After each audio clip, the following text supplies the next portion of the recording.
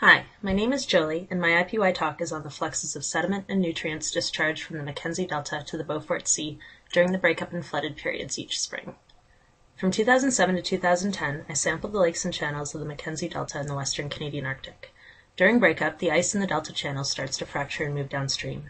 As it moves, the ice gets stuck in bends and narrow parts of the channels, blocking the flow of water to the Beaufort and causing the highest water levels of the year. During this time, a huge amount of floodwater moves out of the channels and onto the delta floodplain.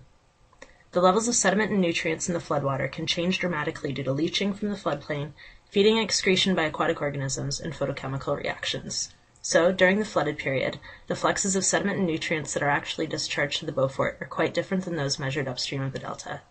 I've dodged ice and hung from the side of a helicopter for 4 years to take these samples. Come see my talk at IPY Montreal and hear my results.